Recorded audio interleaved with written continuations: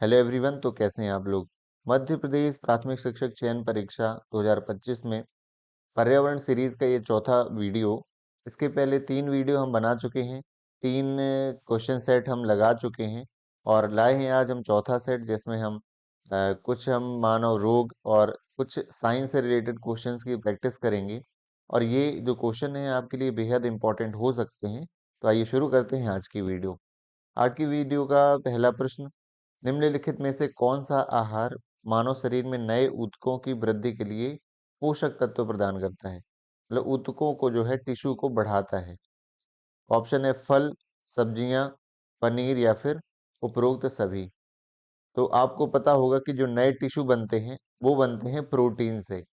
Protein ही नए tissue का निर्माण करता है, ऊतकों का निर्माण करता है, मांसपेशियों को बढ़ाता है। तो उसके लिए जो ऑप्शन सही है वह है पनीर, क्योंकि आपको पता होगा कि पनीर में जो है प्रोटीन इन सब में पनीर में ही पाया जाता है। फल और सब्जियों में बाकी चीजें विटामिन, फाइबर, है ना, ये चीजें पाई जाती हैं। आगे बढ़ते हैं अगले प्रश्न में। मानव आहार में पॉलिश किए हुए चावल का उपयोग करने से कौन सा रोग होता है। ये इंपॉर्टेंट क्वेश्चन है, कई बार पूछा जा चुका है। पॉलिश किए हुए चावल खाने से कौन सा रोग हमें होता है। ऑप्शन है बेरी बेरी, घेघा, चर्मग्राह या अस्थि रुग्णता। तो इसका जो सही उत्तर है वह है बेरी बेरी। तो बेरी बेरी जो है रोग विटामिन बी 1 की कमी से होता है, जिसको थायमिन भी कहते हैं। विटामिन बी 1 को जो है थायमिन भी बोला जाता है, उसकी कमी से होता है।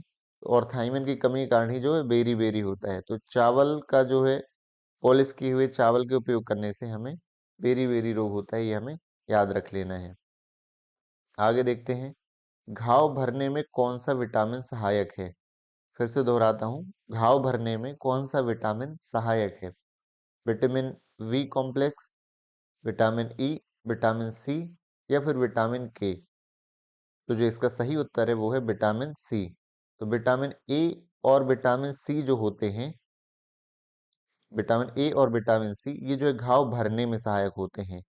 वहीं हम बात करें कि जो है घाव रक्त का थक्का जमाने में, जो ब्लड ब्लड क्लॉटिंग में कौन सा सहायक होता है, तो वो होता है विटामिन के।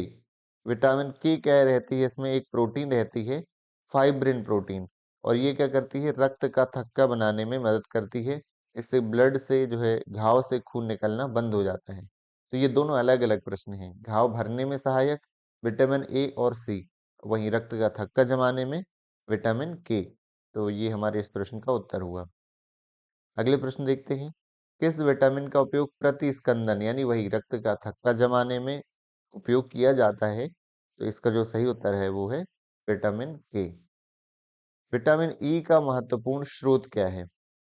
विटामिन ई का जो है महत्वपूर्ण जो है स्रोत पूछा है, तो विटामिन ई का जो वैज्ञानिक नाम है वो क्या है, कैल्सीफेरॉल है। ये हमारे जो है वैज्ञानिक नाम भी पूछे जाते हैं, सारी विटामिन के हमें याद कर लेने हैं।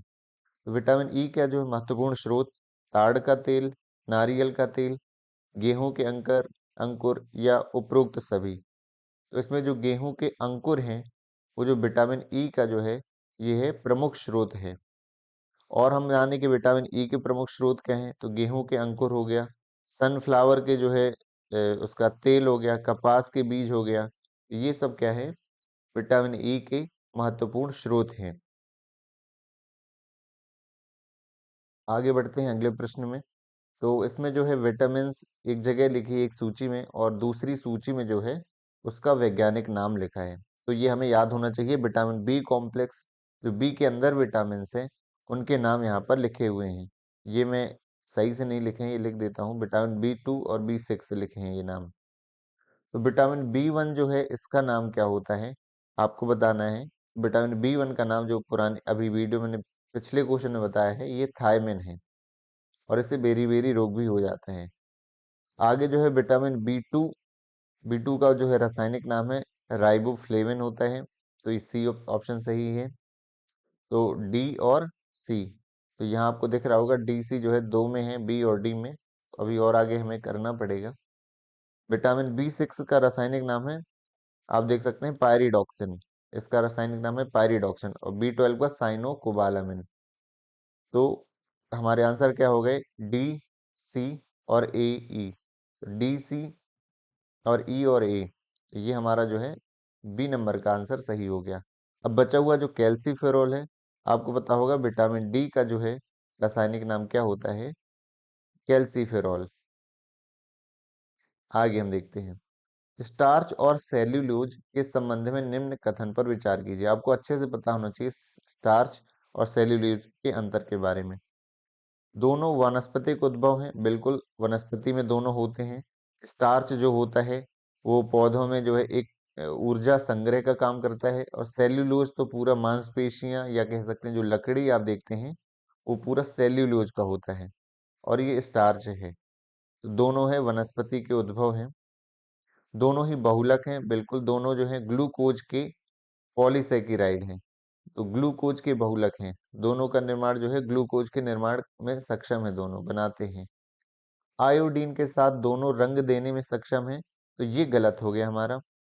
आयोडीन के साथ जो है केवल आपका सेल्यूलोज कलर नहीं देता है, लेकिन ये स्टार्च जो है कलर देता है। ये आपने प्रयोग किया होगा, लोग 11 12th में करते हैं कि आलू जो ले करके स्टार्च पाया जाता है आलू में, कलर आता है उसमें कौन सा, ब्लैक और ब्लू कलर। ये जो किसके साथ आता है, स्टार्च के साथ। सेल्यूलोज ये कठोर रहता है पदार्थ, इसमें कोई कलर नहीं आता है आयोडीन के साथ, तो ये गलत हो गया। दोनों ही पादप कोशिका भित्ति का निर्माण करते हैं, तो ये गलत है। सेल्यूलोज करता है भित्ति का निर्माण, जो आप लकड़ी देखते हो वो कोशिका भित्ति होती है और जो कठोर होती है। स्टार्च जो है कोशिका भित्ति निर्माण नहीं करता है। स्टार्च क्या करता है, हमने अभी बताया है, ऊर्जा का स्टोर करता है, ऊर्जा भंडारण में। तो ये दो उत्तर हमारे गलत हो गए, तीसरा चौथा। दोनों ग्लूकोज के निर्माण में सक्षम है, तो ये सही है। तो कितने कथन सत्य नहीं है, मतलब कितने कथन गलत हैं, तीसरा और चौथा गलत है, यानी टोटल दो हमारे स्टेटमेंट क्या हैं वो रॉन्ग हैं। आगे बढ़ते हैं, एक बार और देख लीजिए, दोनों वनस्पति में होते हैं, बिल्कुल पेड़ों में। बहुलक होते हैं दोनों ग्लूकोज के। इसमें से स्टार्च कलर देता है, सेलुलोज कलर नहीं देता, इसलिए गलत है। आयोडीन के साथ केवल सेल्यूलोज कोशिका भित्ति निर्माण करता है, स्टार्च नहीं करता, इसलिए ये चौथा कथन गलत हो गया। और दोनों ग्लूकोज के निर्माण में सक्षम है, ये कथन सही है। इसलिए हमारा जो है ऑप्शन 2 बी नंबर का जो है वो सही है। निम्नलिखित में से मुख्यतः कार्बोहाइड्रेट के मुख्य स्रोत क्या हैं? गेहूं, जौ, चावल, मक्का। तो मुख्यतः कार्बोहाइड्रेट का स्रोत पूछा है, इनमें से सबसे ज्यादा जो है चावल में हमारा कार्बोहाइड्रेट पाया जाता है। तो इसमें यदि हम माने कि चावल का यदि 100 ग्राम लें, तो इसमें लगभग सबसे ज्यादा 78 ग्राम कार्बोहाइड्रेट रहता है। वहीं गेहूं की बात करें तो इसमें 71 ग्राम। और इन सभी गेहूं चावल में ही सबसे ज्यादा होता है, जौ और मक्के में कम रहता है। इसलिए आपने देखा होगा कि जो हमारे गवर्नमेंट ऑफ इंडिया का मिलेट मिशन है, मिलेट को जो खाना है, मोटे अनाज को, तो मोटे अनाज के लिए ये मिशन चलाया गया है कि हमें मोटे अनाज का उपयोग करना है, क्योंकि उसमें कम कार्बोहाइड्रेट रहता है, जो शरीर के लिए फायदेमंद रहता है। आगे देखते हैं, अन्य पशुओं के मांस की तुलना में मछली का उपभोग स्वास्थ्यकारी क्यों माना जाता है? मतलब बाकी जो नॉनवेज खाते हैं और उसकी तुलना में मछली का जो यूज करते हैं, तो हेल्थ के लिए सही क्यों रहता है? असंतृप्त वसा की उपस्थिति, संतृप्त विटामिन या कार्बोहाइड्रेट प्रोटीन। तो इसका जो सही उत्तर है वह है असंतृप्त वसा। तो है अनसैचुरेटेड जो हमारा वसा है, फैट है, वो जो है हमारे शरीर के लिए है जो है सही रहता है, हेल्पफुल रहता है। तो मछली के जो है, मछली में ये पाया जाता है। वहीं बात करें संतृप्त वसा, तो आप देखते हैं जो पाम ऑयल हम यूज करते हैं, चाहे नारियल तेल हो, घी हो, इसमें संतृप्त वसा पाई जाती है। तो एक लिमिट से ज्यादा हमें नहीं खाना चाहिए। आगे देखते हैं, अगला प्रश्न है, सूची 1 और 2 में सुमेलित करना है कि विटामिन और नाम लिखे हैं और उसमें कौन सा धात्विक तत्व पाया जाता है, ये हमें बताना है। तो विटामिन जो है B12, हीमोग्लोबिन, क्लोरोफिल और चेल्कोपाइराइड। तो इसमें से दो तो आपको पता ही होंगे कि हीमोग्लोबिन जो है इसमें आयरन पाया जाता है। हीमोग्लोबिन हमारे ब्लड में रहता है, तो और हीमोग्लोबिन की वजह से जो है ब्लड का कलर क्या रहता है, रेड। और हीमोग्लोबिन किससे बना है, जो एक आयरन का आयस कौन सा है, हेमेटाइट। इसी कारण इसका कलर क्या है, रेड रहता है। तो हीमोग्लोबिन क्या है, आयरन। क्लोरोफिल किस में पाया जाता है, पत्तियों का कलर रहता है ग्रीन, और इसमें मैग्नीशियम तत्व पाया जाता है। इसके बाद देखते हैं जो विटामिन B12 है, इसमें पाया जाता है अ, तो यहाँ पर ये थोड़ा सा मिस्टेक हो गया। ये जो B12 है हमारा, इसमें पाया जाता है कोबाल्ट। तो कोबाल्ट में ये कई बार पूछा भी गया है कि कोबाल्ट में कौन सी विटामिन पाई जाती है। ये विटामिन B12 में कौन सा जो है धात्विक तत्व रहता है, कोबाल्ट। चेल्कोपाइराइट जो है ये कॉपर का एक अयस्क होता है, इसलिए चेल्कोपाइराइट में कॉपर पाया जाता है। जैसे हमारा एल्यूमिनियम का अयस्क क्या रहता है, बॉक्साइड रहता है। उसी तरह कॉपर का जो अयस्क है जिससे हमें कॉपर मिलता है वो चेल्कोपाइराइट है। तुम्हारे उत्तर किस तरह हुए, बी, डी, ए और सी। तो जो बी, डी, ए और सी है, ऑप्शन नंबर सी इसका करेक्ट है। आहार नाल की सबसे बाहरी परत को क्या कहते हैं? तो इसमें 4 परतें पाई जाती हैं चारों, लेकिन आहार नाल कहाँ से, हमारे मुख से लेके जो हमारे जो आखिरी मार्ग गुदा द्वार तक, इसकी जो है सबसे बाहरी परत को सेरोसा कहते हैं। ये काफी डीप क्वेश्चन हो गया है, फिर भी यदि आप याद रख सकें तो कर सकते हैं। मनुष्य में फ्लोटिंग पसलियां जो है, फ्लोटिंग रिब्स की संख्या कितनी होती है? तो ऑप्शन है 2, 3, 4 या 1। तो इसका जो सही उत्तर है वो है 2। फ्लोटिंग रिब्स जो है हमारे शरीर में 2 प्रकार की पाई जाती हैं। आगे देखते हैं हम, इसमें श्वेत रक्त कणिकाओं के संदर्भ में विचार कीजिए। श्वेत रक्त कणिकाएं जो WBC हैं, और आपने RBC भी पढ़ा होगा, ये हमारे शरीर में जो है रक्त कणिकाएं पाई जाती हैं, केंद्रक विहीन होती हैं। तो ये जो है ये गलत है, ये केंद्रक युक्त होती हैं। तो जो RBC है उसमें केंद्रक नहीं पाए जाते हैं। RBC की तुलना में हीमोग्लोबिन कम पाया जाता है, इसलिए रंग श्वेत रहता है, ये सही है। RBC के कब्रिस्तान में हो सकता है इनका निर्माण, तो ये जो है ये गलत है। ये RBC के कब्रिस्तान में नहीं होता है। RBC का कब्रिस्तान जो क्या कहलाता है, ये कहलाता है स्प्लीन। स्प्लीन। और जो है निर्माण कहाँ होता है WBC का, WBC का निर्माण होता है अस्थि मज्जा में। कहाँ पर, अस्थि मज्जा में। तो ये दोनों अलग अलग हैं, तो ये गलत है। इसकी प्रतिरक्षण क्षमता होती है, बिल्कुल हमें जो है बाहरी जो है बैक्टीरिया वायरस अटैक से हमें WBC बचाता है, श्वेत रक्त कणिकाएं, तो ये सही है। थैलेमस ग्रंथि में परिपक्व होती, ये भी सही है। तो 3 उत्तर सही हैं, 2 गलत हैं। कितने कथन असत्य हैं, 2 कथन हैं। ये प्रश्न इसलिए रखा है, एक प्रश्न में ही हमें कई सारे प्रश्न जो है मिल गए हैं। ये भी इंपॉर्टेंट क्वेश्चन, श्वासोच्छ्वास के संदर्भ में सही कथन क्या है। अब आपको पता होना चाहिए कि हम जब ऑक्सीजन अंदर लेते हैं, हम CO2 जो है O2 अंदर लेते हैं, और CO2 जो है बाद में जो है एक्सेल करते हैं या बाहर छोड़ते हैं। तो हम केवल सांस जो लेते हैं वो प्रक्रिया कहलाती है श्वासोच्छ्वास। और जो श्वसन की क्रिया है, हमारे फेफड़े के द्वारा, लंग्स के द्वारा हमारे पूरे शरीर में जब ऑक्सीजन जाती है ब्लड के थ्रू, और कार्बन डाइऑक्साइड जो है वापस जाती है, तो वो है हमारा श्वसन। हर एक कोशिका द्वारा जब किया जाता है वो है श्वसन। और एक यांत्रिक क्रिया जो हमारे फेफड़ों तक खत्म हो जाती है, ये क्रिया, तो ये श्वासोच्छ्वास है। अब देखते हैं, इसमें ऊर्जा उत्पन्न नहीं होती है। तो बिल्कुल उत्पन्न नहीं होती है, क्योंकि ये केवल हमारे यहाँ तक सीमित है श्वासोच्छ्वास। श्वसन से ऊर्जा उत्पन्न होती है जब फेफड़े के द्वारा जो है रक्त हमारी पूरी बॉडी पे जाता है। यह एक जैव रासायनिक प्रक्रिया है, नहीं। ये क्या है, ये हमारा एक अ, यांत्रिक क्रिया है श्वासोच्छ्वास। यह क्रिया कोशिका के माइटोकॉन्ड्रिया में होती है। तो माइटोकॉन्ड्रिया में नहीं होती, ये हमारे फेफड़े, लंग्स में होती है क्रिया। माइटोकॉन्ड्रिया में होकर श्वसन होती है क्रिया, जो रेस्पिरेशन रहते हैं। श्वसन क्रिया कहाँ होती है, हमारे माइटोकॉन्ड्रिया में। इसमें से कौन से ये 2 उत्तर हमारे गलत हैं? तो पूछा कौन सा है, सही कथन कौन सा है? तो जो है इसका जो सही उत्तर है वह है ए नंबर की, इसमें ऊर्जा उत्पन्न नहीं होती है। बाकी तो ये गलत हो गए, ऊर्जा उत्पन्न नहीं होती। ऊर्जा किसमें उत्पन्न होती है, श्वसन में। आगे देखते हैं, उत्सर्जी अंग जो है हमारे कौन से हैं जिससे उत्सर्जन होता है शरीर के अपशिष्ट पदार्थों का? तो किडनी हो गया, लीवर, फेफड़े, या उपरोक्त सभी। इसमें जो है उपरोक्त सभी इसमें सही उत्तर होगा, क्योंकि वृक्क यानी किडनी जो जानते हैं कि ब्लड में से जो है पानी अलग कर देती है और जो है हम टॉयलेट के थ्रू जो है ये बाहर निकाल देते हैं। यकृत हम बात करें लीवर की, तो सबसे बड़ी ग्रंथि कहलाती है हमारे शरीर की, और जैसे इसमें अमोनिया होते हैं उनको ये यूरिया में बदल देता है, यूरिक एसिड में बदल देता है।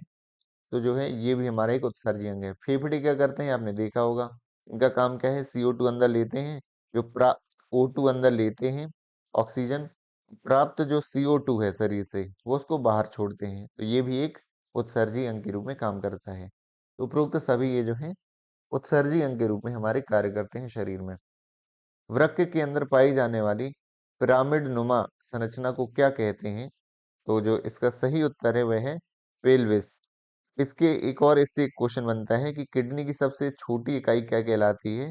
वो है नेफ्रॉन। नेफ्रॉन जो है ये कई बार पूछा गया एग्जाम में। आगे देखते हैं, ताप का आभास या नियंत्रण मस्तिष्क के किस भाग के थ्रू किया जाता है? तो ताप का जो है आभास या नियंत्रण जो है मस्तिष्क के हाइपोथैलेमस, जो अग्र मस्तिष्क का एक भाग होता है, उसी के थ्रू हमें कहीं ताप होता है, आभास यानी टेम्परेचर का, और नियंत्रण कंट्रोल जो है हाइपोथैलेमस अग्र मस्तिष्क के भाग के थ्रू होता है। आगे, फॉलिकल स्टिमुलेटिंग और ल्यूटिनाइजिंग हार्मोन, कुछ हार्मोन भी पूछे जाते हैं, किस ग्रंथि से स्रावित होते हैं? तो ये एक पीयूष ग्रंथि से हमारे जो है ये स्रावित होते हैं, और ये जो है प्रजनन स्वास्थ्य में हेल्प करता है, ये जो हमारे हार्मोन है। आगे देखते हैं, इंसुलिन हार्मोन का स्रावण अग्नाशय की कौन सी कोशिकाएं करती हैं? इंपॉर्टेंट क्वेश्चन है, जनरली ये क्वेश्चन आता है कि इंसुलिन का स्रावण किस अंग के द्वारा होता है? तो हमारा जो सही उत्तर हो जाता है वो क्या हो जाता है? अग्नाशय के द्वारा। लेकिन यदि डीप में भी पूछता है तो अग्नाशय की बीटा कोशिकाएं जो है इंसुलिन हार्मोन का निर्माण करती हैं। आगे देखते हैं, मेढक के हृदय में कितने कक्ष पाए जाते हैं? जैसे ह्यूमन में जो है 4 कक्ष पाए जाते हैं, बायां आनंद, बायां बायां आलिंद और बायां निलय, और दायां आलिंद, दायां निलय, ये बोला जाता है इन चारों कक्षों को। लेकिन मेढक में क्या है, 3 कक्ष पाए जाते हैं हार्ट में। इसका उत्तर क्या है? सी सही है। अगला प्रश्न है, एक यूनिट रक्त कितना होता है? ऑप्शन 350 ml, 450, 750 या 950। यदि आपने देखा होगा किसी को ब्लड जो है रक्त चढ़ाया जाता है, एक यूनिट यूनिट में चढ़ाया जाता है, तो ये एक यूनिट में कितना होता है? 450 ml, इसको हमें याद रखना है। आगे, लंबर हड्डियों, ये हड्डियां हैं, तो लंबर हड्डियों की संख्या कितनी होती है? तो ये हड्डी हमारे जो है रीढ़ की हड्डियों में पाई जाती हैं, और इनकी जो संख्या है वो ऑप्शन है आपके 5, 7, 12 और 1। इसकी जो संख्या है वो 5 पाई जाती हैं। L1 से लेके जो है L5 तक रहती हैं, और हमारे शरीर को जो है एक संतुलन प्रदान करना, यानी हमारा शरीर जो सीधा खड़ा रहता है वो इनकी मदद से ही जो है हमारे शरीर को संतुलित रखती हैं। हमारे शरीर का जो वजन है इनके सहारे ही टिका रहता है। तो ये जो है लंबर हड्डियां जो है संख्या 5 पाई जाती है हमारी रीढ़ की हड्डी में। आगे, जंतु कोशिका का सबसे बड़ा कोशिकांग क्या है? जो हमारी जीवों की कोशिका है, एनिमल सेल, तो सेल कोशिका का पूछा है कोशिकांग, तो उसमें सबसे बड़ा जो रहता है वो माइटोकांड्रिया रहता है। पावर हाउस कहा जाता है उसमें जो है, उसी से जो है हमारी एनर्जी जो है, ऊर्जा का निर्माण होता है शरीर के लिए ATP के रूप में। पावर हाउस ऑफ सेल कहलाता है माइटोकांड्रिया, और ये सबसे बड़ा कोशिका का अंग है, शरीर का अंग नहीं है, कोशिका का अंग है। आगे देखते हैं, कोशिका विभाजन के दौरान स्पिंडल का निर्माण कौन करता है? कोशिका जब ये होती है कोशिका, तो कोशिका जब विभाजन होती है, ये तो ये बीच में जो स्पिंडल है इसका निर्माण कौन करता है? तो ये करता है हमारा तारक काय। तारक काय जो है हमारा स्पेंडल का निर्माण करता है, और ये क्या करता है, ये एक दूसरे की ओर आनुवांशिक पदार्थ हैं वो जो है विभाजन करता है तारक काय। गाजर में पाया जाने वाला वर्णक, तो ये वर्णक बहुत सारे पूछे जाते हैं, तो गाजर के नाम से स्पष्ट है, कैरोटिन। कैरेट कहते हैं गाजर को, तो कैरोटिन पाया जाता है। जैसे जेंतोफिल है, ये पपीते में पाया जाता है। इस तरह में याद रख लेने हैं। हीमोफीलिया आनुवांशिक विकार क्या है, विकार उत्पन्न करता है? ये इंपॉर्टेंट क्वेश्चन है। हीमोफीलिया एक रोग होता है जो आनुवांशिक यानी एक पीढ़ी से दूसरी पीढ़ी में ट्रांसफर होता है। और इसमें होता क्या है कि ब्लड क्लॉटिंग नहीं होती है। यदि खून चोट लग जाती है तो खून जो है बहना बंद नहीं होता है। तो हीमोफीलिया आनुवांशिक विकार है। होता क्या है, रुधिर स्कंदन में बाधा, ये जो है इसके थ्रू जो है होता है। तो हमें ये याद रखना है। रंजकहीनता का क्या कारण है?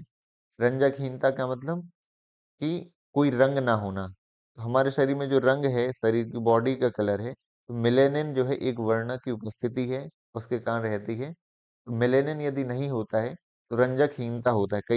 कई लोगों की जो स्किन है वो एक रोग कहलाता है। मेलेनिन जब नहीं होता है तो उसे कुष्ठ रोग भी बोलते हैं। तो वहाँ क्या है, मेलेनिन अनुपस्थित हो जाता है, तो व्हाइट हो जाती है पूरी स्किन। तो रंजकहीनता कारण है मेलेनिन की अनुपस्थिति।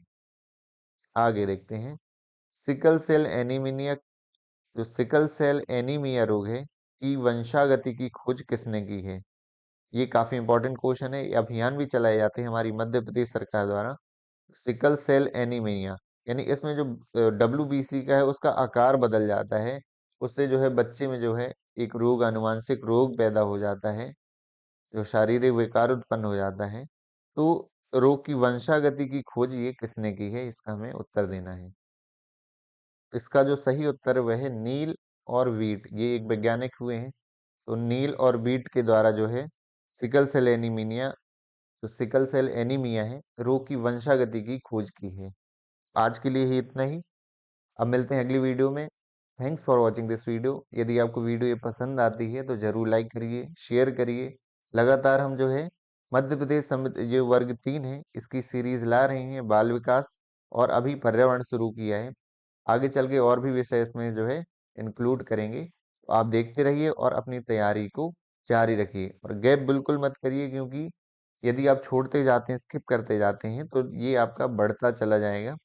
तो जितना हो कराते जाते हैं उतना जरूर कवर करते जाइए। इससे आपको एग्जाम में बहुत हेल्प मिलेगी। Thank you so much for watching this video. मिलते हैं अगली वीडियो में।